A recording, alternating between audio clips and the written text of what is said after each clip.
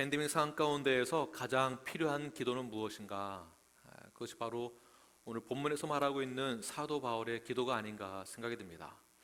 이것이 가장 기도라고 저 역시 동감하고 있습니다.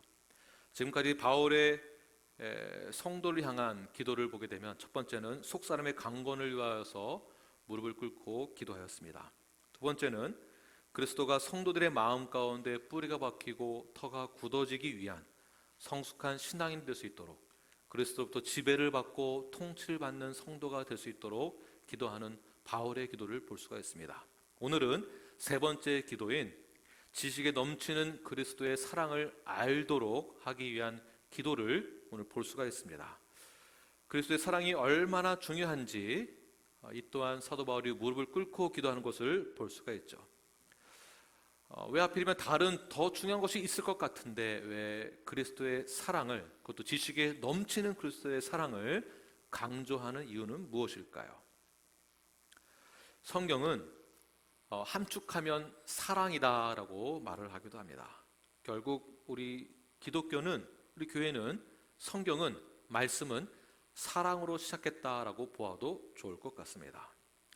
에베소서 1장부터 말씀을 보게 되면 우리를 구원하기로 이미 작정하셨고 우리를 구원하기로 예정하셨던 것, 우리를 죄에서 구원하기로 작정하셨던 그 이유를 보게 되면 하나님이 먼저 우리를 사랑하셨기 때문에 그 사랑을 통하여서 하나님은 구원 계획을 하셨고 그것을 실행하신 것이죠. 다시 말해서 죄인인 우리를 그리스도께서 먼저 사랑하셨기 때문에 하나님이 그의 독생자 예수를 통하여서 이 땅 가운데 보내시고 우리를 구원하여 주신 것이, 그 사랑을 통한 그 사역이, 구원 사역이 바로 우리 기독교라고 볼 수가 있습니다. 사랑으로 시작된 종교라는 것입니다. 그러므로 그리스도의 사랑을 깨달은 우리는 더욱더 그 사랑 때문에 우리가 강건해질 수 있다라고 보아야 하는 것입니다. 그리스도의 사랑을 받은, 그리스도의 사랑을 깨달은 저희들은 이 사랑이, 그 사랑을 아는 것이 우리의 목표가 되어야 합니다. 사도 바울뿐만 아니라 베드로 역시 이 사랑에 대해서 강조하는 것을 볼 수 있게 되는데요. 베드로서 1장 5절부터 7절까지 우리 함께 읽도록 하겠습니다. 시작. 그러므로 너희가 더욱 힘써 너희 믿음의 덕을, 덕의 지식을, 지식의 절제를, 절제의 인내를, 인내의 경건을, 경건의 형제 우애를, 형제 우애의 사랑을 더하라. 아멘. 보십시오. 사랑이 얼마나 중요한지 성경에서 말하고 있는 모든 덕목들, 성경에서 말하고 있는 우리가 해야 될 가장 중요한 것 위에 사랑이 더해진다는 것을 말하고 있습니다. 사랑이 그만큼 중요하다는 것입니다. 모든 것에 사랑이 더 커져야 된다는 것이겠죠. 치리를 할 때에도 사랑이 있어야 치리가 되는 것이지 사랑이 없이는 그 치리가 있을 수 없습니다. 권면할 때에도 그 권면은 사랑이 없이는 권면이 이루어질 수 없는 것이겠죠. 교회가 서로 연합이 되어지고 예수의 몸에 합하여지고 말로만 되는 것이 아니라 진정한 그리스도의 사랑을 깨달아야만 이 사랑을 통하여서 더욱더 연합되어지는 것이 강화되는 것일 것입니다. 자, 이러한 사랑을, 이러한 한없는 하나님의 이 사랑을 우리는 어떻게 알고 어떻게 실천할 수 있을까? 이 사랑을 우리가 어떻게 받았는지 어떻게 할 수 있는가? 사도 바울은 그냥 사랑하라, 그냥 사랑을 깨달아라 이렇게 말하고 있지 않습니다. 지식에 넘치는 그리스도의 사랑을 알아야 한다라고 말씀하고 있습니다. 그냥 사랑을 느껴라, 감정적으로 깨달아라가 아니라 지식에 넘치는 사랑을 알아라라고 말하고 있는 것이죠. 신앙생활을 어떻게 해야 하는지에 대해서도 동일하게 말하고 있는 것과도 같습니다. 자, 신앙생활 어떻게 하는 것이겠습니까? 신앙생활 또한 지식이 있어야 신앙생활도 가능하다라는 것입니다. 어떤 지식도 없이 신앙생활을 하는 것은 굉장히 맹목적인 신앙생활을 하는 것과도 같아지게 됩니다. 신앙생활을 할 때 그냥 교회만 잘 다니고 기도만 하고 그냥 출석만 잘하는 것으로 신앙생활을 한다라고 보아서는 안 됩니다. 그럼 어떻게 해야 되는가? 하나님의 속성에 대해서 잘 알아야 하는 것이겠죠. 하나님은 어떠한 분이신지, 성경에서는 무엇이라고 정의를 내리고 있는지에 대해서 지식적으로 알아야만 하나님의 사랑을 더 많이 알 수 있다는 것입니다. 감정적으로 또는 영적으로 또는 신비주의적인 것으로만 하나님을 알아가는 것이 아니라 성경에서 말하는 하나님에 대해서 알아야만 한다는 것입니다. 성경에서는 하나님이 어떠한 분이신지를 그 하나님이 스스로를 계시하시는 것을 하나님이 스스로 계시하시는 것을 성경을 통해서 나타나고 있습니다. 우리가 왜 순종해야 하는지, 우리가 왜 희생하고 섬기고 용서해야 하며 왜 서로 사랑해야 하는지에 대해서도 성경에서는 아주 자세히 말씀하고 있습니다. 왜 신앙생활을 해야 하는지, 왜 우리는 어떻게 믿어야 하는지, 하나님 누구이시며 어떤 분이시며 하나님 우리에게 있어서 어떻게 우리가 신앙생활을 해야 하는지에 대해서 정확하게 말씀하고 있습니다. 구체적으로는 성도가 성도 사이에서도 어떻게 신앙생활을 하면서 서로 격려해야 하는지, 부부와의 관계에서도 자녀와 어머니와 아버지와의 관계에서도 직장생활에서도 우리는 세상에서 어떻게 살아가야 하는지도 정확하게 성경에서는 말하고 있습니다. 그런데 성경을 읽지 않고 배우지 않고 보지 않는다면 우리는 결코 이런 것을 알 수 없는 것이죠. 감정적으로만 우리가 신앙생활을 할 수 없다는 것을 말하고 있는 것입니다. 그래서 오늘 본문 18절 보게 되면 지식에 넘치는 이 지식이 넘친다라는 것은 확실히 인식하고 깨달아야 한다는 것을 말하고 있는 것입니다. 결국 신앙생활이란 추상적으로나 신비적으로 해서는 안 된다라는 것이겠죠. 지식이 있어야 된다라는 것입니다. 자, 그렇다면 신앙생활을 지식적으로만 해야 하는가? 성경에서는 신앙생활할 때 지식을 가지고만 신앙생활을 해야 된다라고 결코 그렇게 말하고 있지 않습니다. 오히려 성경에서는 지식으로만 신앙생활을 한다면 오히려 큰 문제가 발생될 수 있다라고 말씀하고 있습니다. 고린도전서 8장 11절 말씀 함께 읽겠습니다. 시작. 그러면 내 지식으로 그 믿음이 약한 자가 멸망하나니 그는 그리스도께서 위하여 죽으신 형제라. 지식만 가지고 신앙생활 하다 보면 믿음이 약한 형제가 시험 들 수 있다라는 것입니다. 결국 지식도 중요하지만 예수님의 피값으로 산 우리의 한 몸인 지체가 지식으로 인하여서 멸망될 수도 있다. 지식 때문에 한 형제를 시험 들게 할 수 있다. 그 형제 또한 예수님의 십자가의 보혈의 능력으로 구원받은 형제인데 지식 때문에 그 형제마저도 우리가 놓칠 수 있다라는 뜻이겠죠. 로마서에서도 동일한 말씀을 하고 있습니다. 14장 15절 말씀 시작. 만일 음식으로 말미암아 내 형제가 근심하게 되면 이는 내가 사랑으로 행하지 아니함이라. 그리스도께서 대신하여 죽으신 형제를 내 음식으로 망하게 하지 말라. 음식으로 말미암아, 이 음식은 지식으로부터 오는 행위에 대해서 말하고 있는 것입니다. 행위를 강조하는 것을 말하고 있는 것이죠. 행위를 강조하면서 행위를 제대로 하지 않으면 구원을 잃어버린다라는 것으로 평가하는 것입니다. 이것은 잘못된 것이죠. 이 음식을 한번 지식으로 바꾸어서 다시 한번 읽어보도록 하겠습니다. 시작. 만일 지식으로 말미암아 내 형제가 근심하게 되면 내가 사랑으로 행하지 아니함이라. 그리스도께서 대신하여 죽으신 형제를 내 지식으로 망하게 하지 말라. 자, 그렇다면 사도 바울은 결국 말하고자 하는 것이 도대체 무엇일까요? 에베소 1장 19절 말씀 함께 읽겠습니다. 19절 시작. 그의 힘의 위력으로 역사하심을 따라 믿는 우리에게 베푸신 능력의 지극히 크심이 어떠한 것을 너희로 알게 하시기를 구하노라. 아멘. 네, 아멘. 에베소 1장에서 말씀하고 있는 것은 하나님을 아는 지식이 있기를 강구한다는 것이거든요. 사도 바울은 지식을 강조하고 있습니다. 자, 1장에서는 하나님이 어떠하신 분이신지를 지식적으로 알아야 한다라고 말씀하고 있습니다. 왜 그런 것일까요? 이방인들이 우상 숭배하던 습관이 여전히 남아있기 때문에 그렇습니다. 우상 숭배를 할 때 그들이 섬기고 있는 그 신은 스스로를 계시하지 않습니다. 스스로가 어떠한 분인지를 스스로 말하지를 않습니다. 사실 우리가 미신적이다, 미신을 믿는다, 이런 이방신을 섬기는 그러한 어떠한 그 행위들은 그 신이 어떠한 존재인지를 모르고 일방적으로 믿는다라고 하고 행위적으로 나간다라는 것이죠. 천하대장군은 결코 천하대장군이 어떠한 분이신지 우리에게 말씀하지 않았습니다. 맞죠? 네, 그러나 하나님은 스스로를 계시하셨죠. 어디에? 성경을 통해서 하나님이 어떠하신 분이신지를, 왜 우리를 사랑하신지를, 왜 우리에게 구원이 필요한지를, 왜 우리에게 새 생명이 필요한지를 말씀하고 계십니다.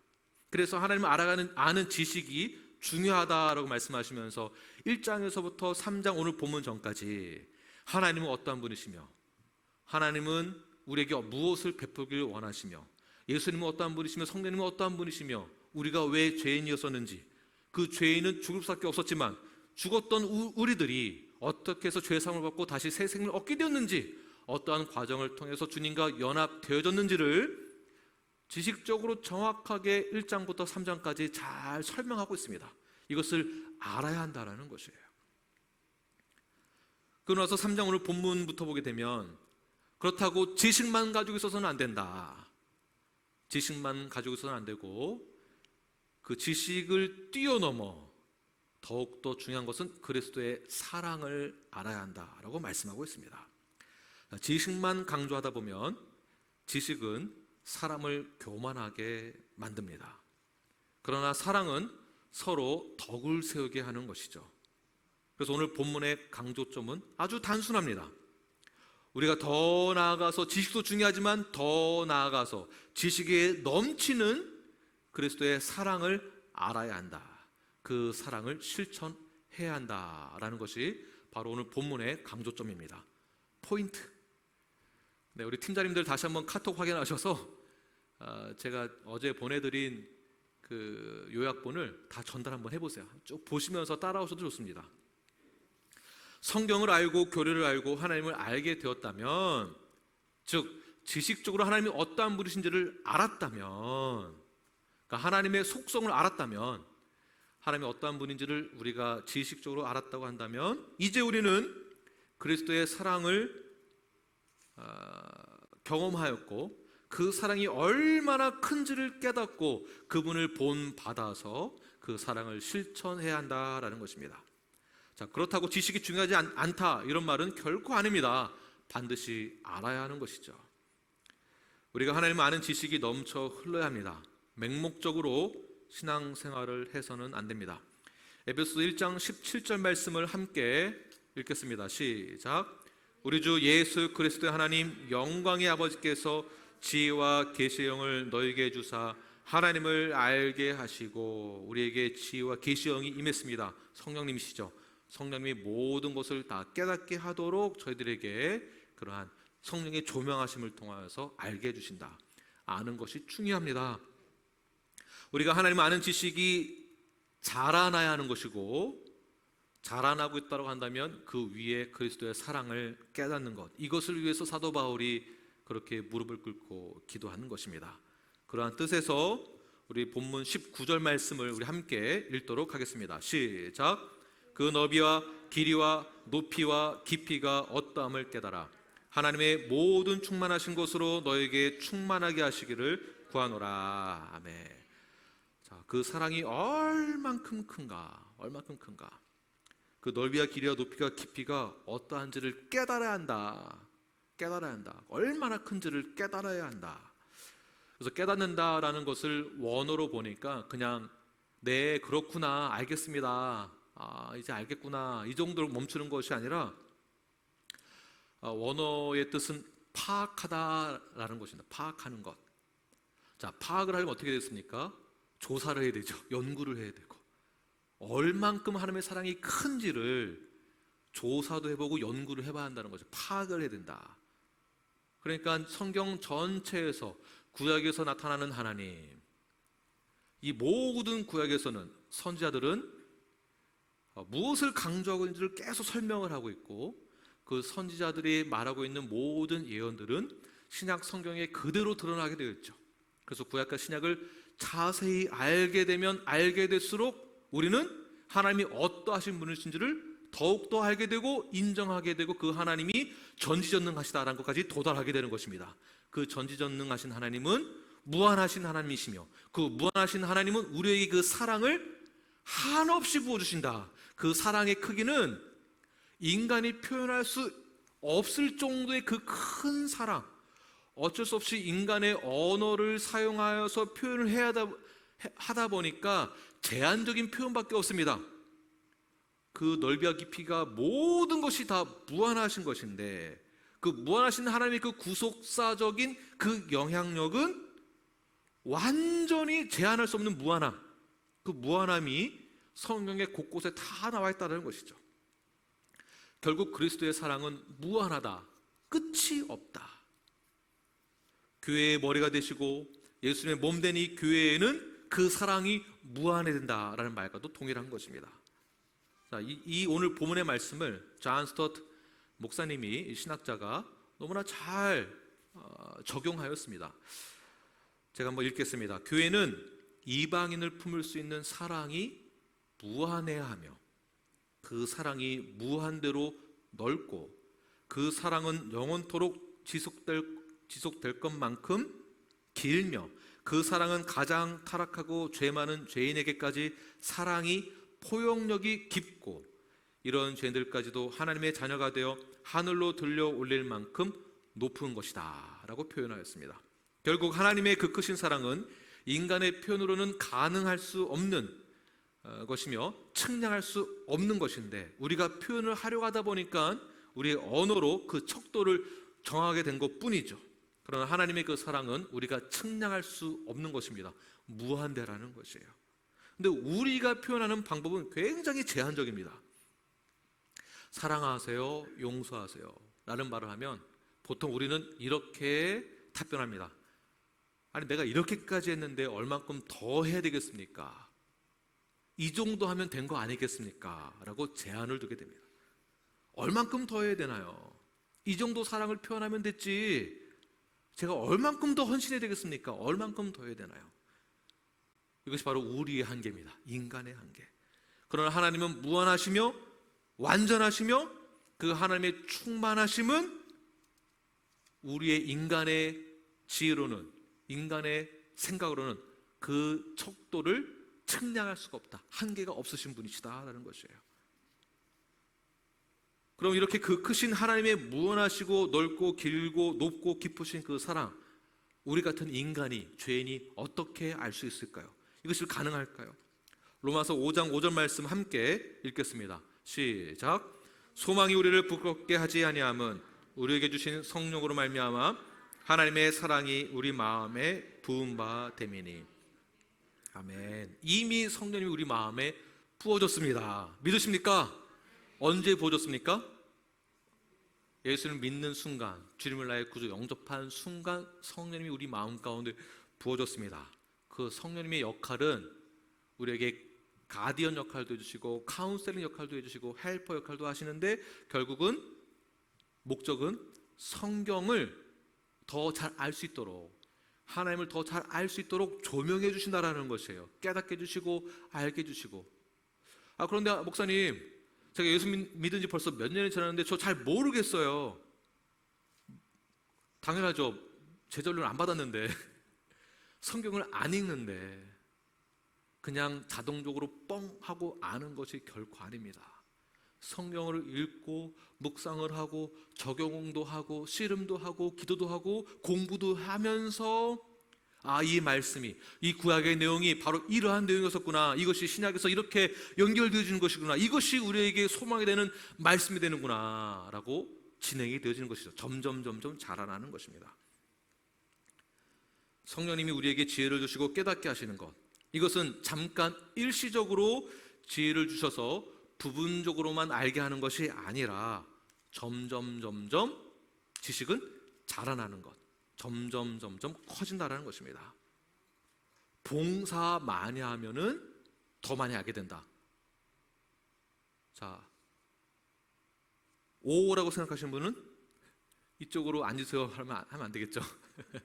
네. 자, 어떻게 생각하시나요? 봉사만 하면 성경을 알 수 있다, 하나님을 알 수 있다.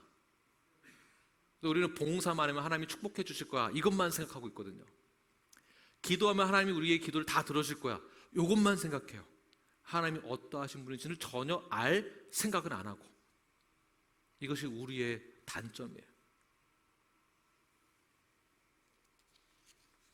우리는 하나님을 알아가는 것, 그리고 그리스도의 그 사랑이 얼마나 크신지를 우리가 알아가야 하는데, 이것이 점점 커져간다는 것입니다. 점점 커져가는 거예요. 성경을 읽으면 읽을수록, 설교를 들으면 들을수록, 성경 공부를 하면 할수록 점점 커져간다. 어디까지 커질 수 있는가? 어디까지 성장해야 되는가? 이 기준을 여러분들이 스스로 정하지 마십시오. 이 정도면 됐다라고 판단하지 마시고 그렇게 결정하지 마세요. 이 기준은 우리의 기준으로 정하시면 결코 안 됩니다. 오늘 본문 19절 보시게 되면 우리 후반절 어떠함을 깨달아, 그 다음부터 하나님의, 시작, 하나님의 모든 충만하신 것으로 너희에게 충만하게 하시기를 구하노라. 아멘. 보십시오. 하나님의 충만하심이 제한적인가요? 아니면 무한하신가요? 무한하시죠. 그 무한하심, 충만하심까지 우리도 충만해질 수 있다는 것을 말하고 있는 것이겠죠. 스스로를 제한하지 마세요. 스스로를 제한하지 마시기 바랍니다. 하나님이 우리를 점점 충만케 해주신다는 것입니다.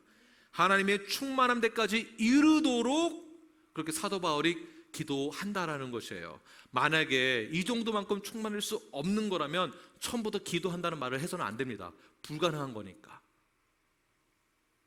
자, 이렇게 충만해지는 것, 이것이 어디에서 표현되어져야 하는가, 어디에서 검증이 되어져야 되는가, 자라나는 것이 바로 교회입니다. 교회에서 검증되어지고 교회가 그렇게 되어져야 된다라는 것이에요. 하나님의 충만함 데까지 성장하기를 다짐하고 성장되어지는 사람들이 모인 곳이, 믿는 자들의 모임이 바로 교회입니다. 아직은 완전하진 않지만, 아직은 불안하고 아직은 미약하지만 하나님의 모든 충만하신 것으로 충만해질 수 있도록 그 가능성이 있는 성도들, 교회를 위해서 사도 바울이 기도하는 것입니다. 과연 우리가 하나님의 충만하심까지 자랄 수 있을까요? 라고 질문한다면 여러분들은 무엇이라고 답변하시겠습니까? 질문한 거니까 답변을 해 주십시오.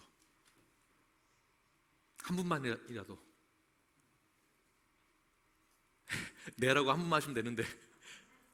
네? 하나님의 충만하신 데까지 자라날 수 있습니까? 아멘. 네. 우리가 완전해질 수 있습니까? 이것도 아멘 하셔야 됩니다. 우리가 완전해질 수 있습니까? 아멘입니다. 이것이 과연 가능할까요? 아멘, 가능합니다. 결론부터 이야기하면 가능한 것이에요. 믿으십니까? 불안하세요? 나만 봐도 이게 안 될 것 같죠? 이게 사탄이 주는 마음이고요, 가능하다, 할 수 있다는 것이 하나님이 주시는 마음이에요. 마태복음 5장 48절 말씀 함께 읽겠습니다. 시작. 그러므로 하늘에 계신 너희 아버지의 온전하심과 같이 너희도 온전하라. 무엇입니까? 온전해질 수 있을까요? 아멘이죠. 우리가 온전해질 수 없는 그러한 인격체라면 성경에 이런 말이 나와서는 안 됩니다.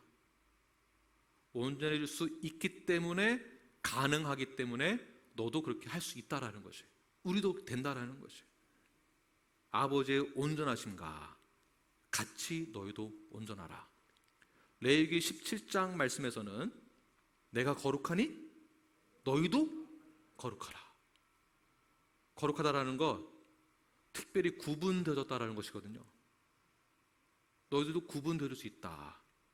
거룩은 하나님이만 사용하는 단어인데 우리도 거룩해질 수 있다는 것이, 구분될 수 있다는 것이에요. 세상에 나아가서도 구분될 수 있다, 온전해질 수 있다, 똑같이 안 해도 된다, 괜찮다, 비교 당해도 좋다, 그래도 괜찮다, 우리는 거룩해질 수 있다. 우리는 지금 불완전합니다. 그러나 여기서 멈춰 있는 것이 아니라 자라나야 하는 것입니다.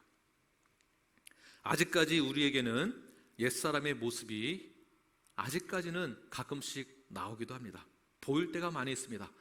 옆 사람 한번 보세요. 옛사람 가끔씩 나오나 한번 보십시오. 우리 자매님도 한번 보시고, 옛사람 나오나요? 네, 부부 관계에서 한번 보시고요. 옛사람이 등장하죠, 가끔씩. 네, 그렇습니다. 여전히 우리가 속사람이 강건하지 못함으로 인하여서 겉사람이 더 많이 드러날 때가 있습니다. 여전히 그럴 때가 있습니다. 그것이 가끔씩 보이기도 합니다. 저 역시 그렇습니다. 그렇지만 우리는 포기하지 말고 멈추지 말고 성장하기로 결단을 하고 그렇게 믿고 자라나야 하는 것입니다. 성숙해져 가는 것입니다. 이것을 다른 말로 성화라고 말하는 것입니다. 그렇다면 성화는 언제부터 시작되어지는 것인가? 언제 시작되어지는 것일까요? 성화는 칭의 사건 이후 예수님을 나의 구주로 영접한 즉시, 그 즉시부터 시작되어지는 거예요. 언젠가는 제가 그때 가서 조금 시간이 괜찮으면, 이 모든 과정이 다 끝난 다음에 제가 조금 안정되면, 제가 돈 좀 더 벌으면, 시간이 조금 남으면 그때 가서 좀 하겠습니다가 아니라 칭의 사건 그 이후 그 순간부터 이루어지는 것입니다. 그 순간 헌신을 다짐하고 제가 주님을 나의 구주로 영접을 하였으니 내 안에 주인은 예수 그리스도, 제가 주님의 통치를 받겠습니다. 그 고백을 증명해내는 곳이 교회에서 침례를 통하여서 나타내는 것이에요. 공개적으로. 예전에 교회에 건물이 있었습니까? 없었죠. 침례를 어디서 받아야 했겠습니까? 오픈된 장소에서 모든 사람이 지켜보는 그 가운데에서 세상 사람들이 보고 있는 그 자리에서도 침례를 받고 제가 주의 말씀대로 순종하였습니다라고 선포하면서 시작되어지는 것이 침례를 통하여서 바로 성화로 들어가는 거예요. 그 즉시. 이 말을 다르게 표현해 본다면, 예수님 나의 구주로 영접을 했다고 한다면은 그 즉시 교회로 편입되어서 교회에서 한 몸을 이루는 것으로, 함께 신앙생활을 하는 것으로 시작되어지는 것이지, 예수님 믿겠습니다라고 해놓고서는 혼자서만 신앙생활하는 것은 온전한 것이 아닙니다. 교회에서 증명이 되어지고, 교회에서 검증되어지고, 교회에서 함께 격려해 가면서 교회에서 다 오픈되어지는 것이에요. 창피한 게 없는 거예요. 저의 단점도 다 드러나고, 여러분의 단점도 다 드러나고, 부부 사이에서 숨길 수 있는 게 있을까요? 제가 아무리 포커페이스를 잘하고 있어도 제 눈빛만 보면 우리 와이프는 다 알아요. 제가 뭐 하고 있는지 다 알아요. 저도 우리 와이프가 어떤 생각을 하고 있는지, 입모양만 봐도 알 수가 있습니다. 눈빛만 봐도 알 수가 있습니다. 제가 저희 자녀들을 보면 이 우리 아이가 거짓말을 하는지 진심으로 말하는지 너무 잘 알죠. 저희 자녀들 또한 저를 보면 아빠가 농담하는지 거짓말하는지 저희 아이들도 잘 알고 있습니다. 무엇을 말하고 있는 것일까요?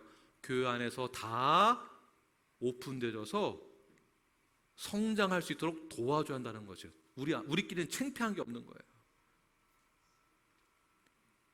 이때 아멘 하시는 거예요, 여러분. 조금 드러나면 어떻습니까? 우리끼리인데. 이때 치리가 들어가는 거죠. 내가 잘하고 있기 때문에 치리를 하는 것이 아니라, 나도 부족하지만 우리가 성경 말씀대로 한번 해봅시다. 우리 할 수 있어요. 우리 온전해질 수 있어요. 완전해질 수 있어요. 우리 함께 성화를 이뤄 나가요. 이렇게 시작되는 것이에요.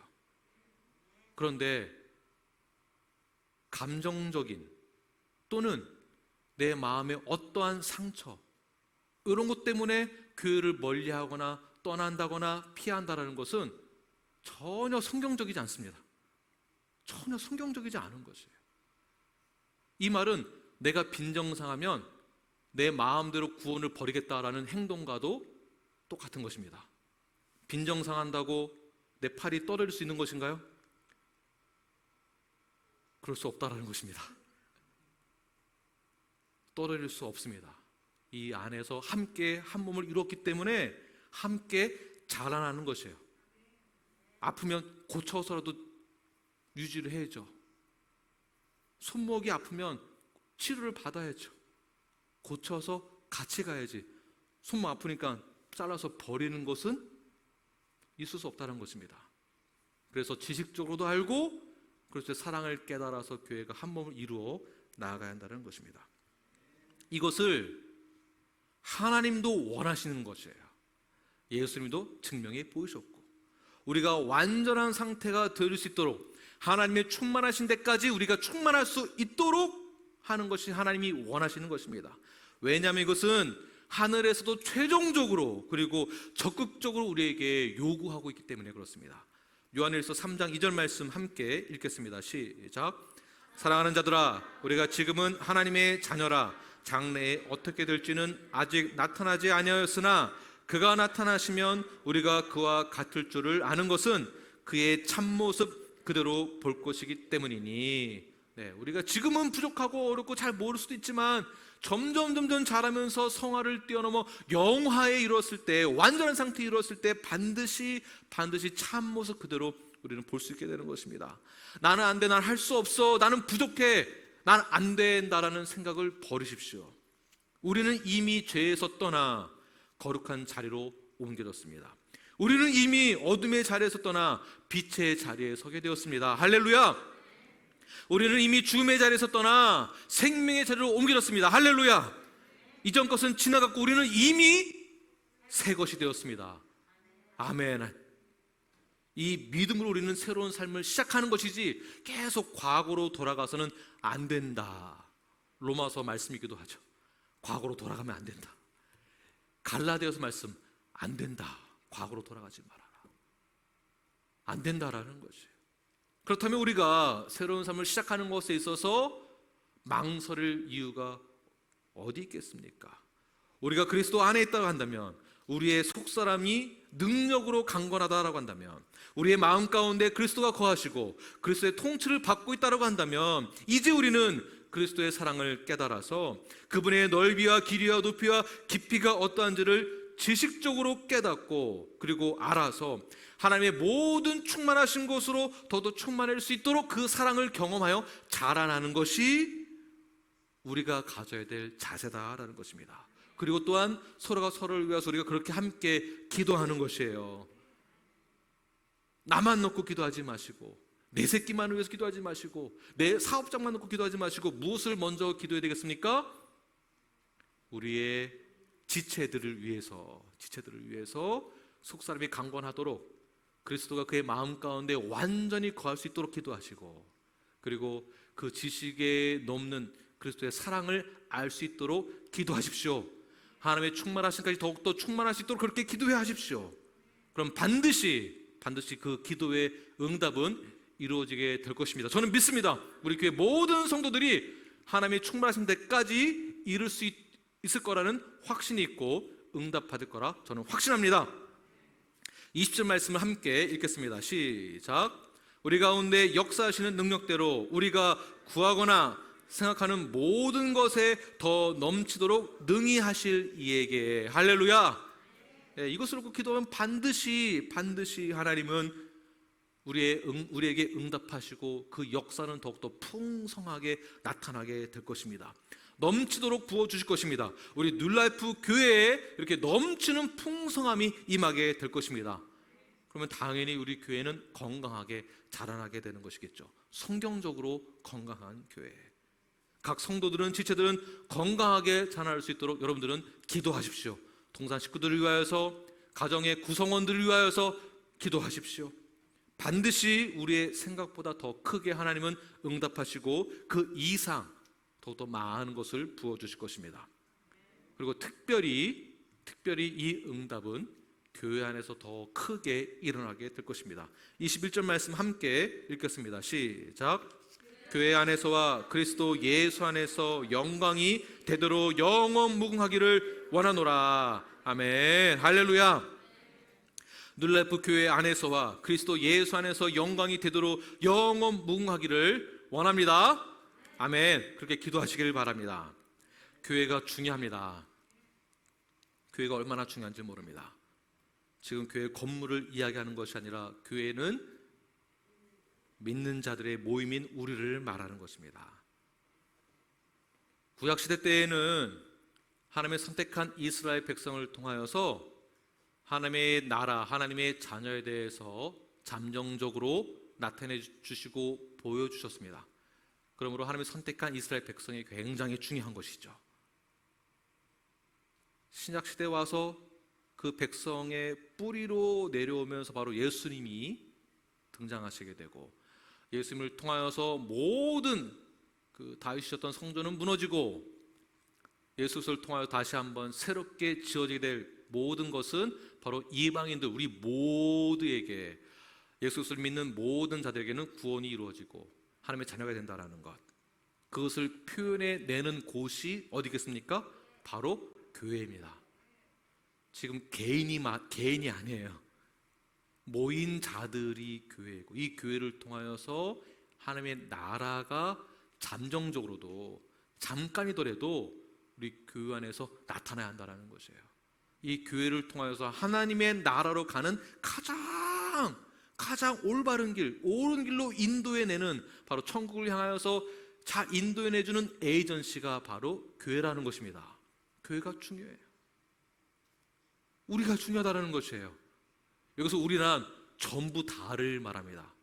특별히 내가 주님의 몸에 연합되어진다는 것을 이 교회를 통하여서 연합되겠습니다라고 믿음으로 고백한 자들의 모임인 우리 교회 모든 여러분들, 이 고백을 우리 아이들도 잘 배워서 동일하게 고백을 하고 책임질 수가 있어야 하는 것이에요.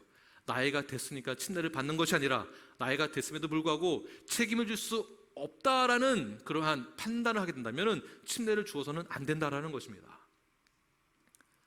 저희 아이들도 이제 침례를 받을 수 있는 나이가 됐는데 왜 침례를 주지 않느냐 하면, 책임을 질 수 있을까? 이 말씀대로 실행할 수 있을까? 물론 완벽하게 실행을 할 수 없겠지만 그래도 어느 정도의 기대치가 보인다면 침례를 줘야 하는 것이겠죠. 그러나 나이가 됐으니까 준다는 것은 아닙니다. 이 말은 교회에 오래 다녔으니까 준다, 이것도 아니다라는 것이에요. 결국 우리가 진정으로 한 몸이 되어져서 그리스도의 한 몸이 되어져서 하나님의 나라를 위하여서 온전히 헌신하고 쓰임받을 수 있다라는 그런 책임이 우리에게 주어졌고, 그 책임감을 가지고 나아갈 수 있다고 한다면 우리 교회 안에 예수 그리스도 안에서 하나님의 그 영광이 되도록 영원 무궁하게 될 것이며, 그것을 우리는 보게 될 것입니다.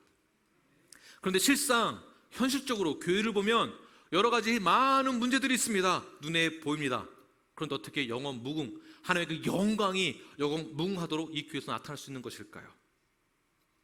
교회에서 상처도 받고, 교회로부터 시험도 들고, 교회로부터 좌절과 실망을 맛보기도 합니다. 그러나 이것만을 꼭 기억하십시오. 우리는 여전히 연약하지만 자라나야 합니다.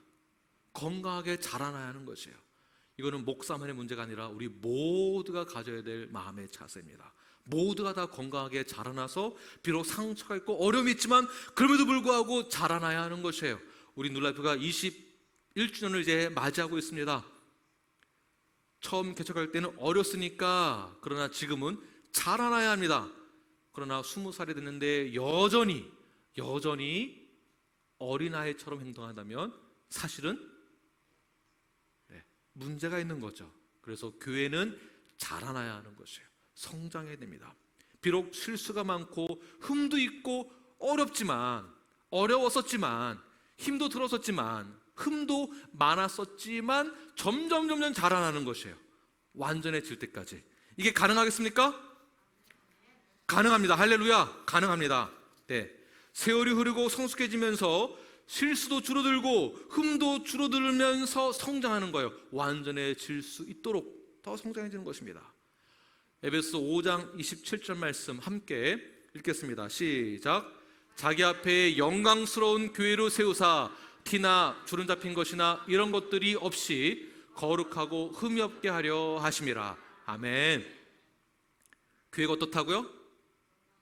거룩하고 흠이 없는 것, 거룩하고 흠이 없는 영광스러운 교회가 될 수 있다는 것이에요. 누가요? 우리가. 다른 교회가요? 아니죠. 우리가 다른 교회도 그래야 되고, 지금 다른 교회 얘기할 것도 없어요. 우리가 여러분, 다른 교회 얘기 많이 하면서 다른 교회 목사님 설교만 많이 듣지 마시고 우리 교회, 이기적인 것 쓰지 말한 것이 아니에요. 지금 내가 더 중요해요. 지금 우리가 영광스럽게 자라나야 한다는 것입니다.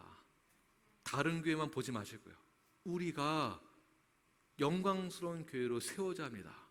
티나 줄임 잡힌 것이 없이 그렇게 자라날 수 있다는 것입니다. 성경적으로 건강한 교회가 되도록 그렇게 기도하십시오. 그리고 여러분 스스로가 그렇게 자라날 수 있도록 기도하십시오. 우리 모두가 거룩하고 흠이 없도록 서로를 위하여서 기도하십시오. 그러면 반드시 하나님은 응답하시고 역사하시고 더욱더 부어주실 것입니다. 교회 안에서, 그리스도 안에서 영광이 되도록, 영원 무궁하도록 우리가 그 영광을 보게 될 것입니다. 기도하겠습니다.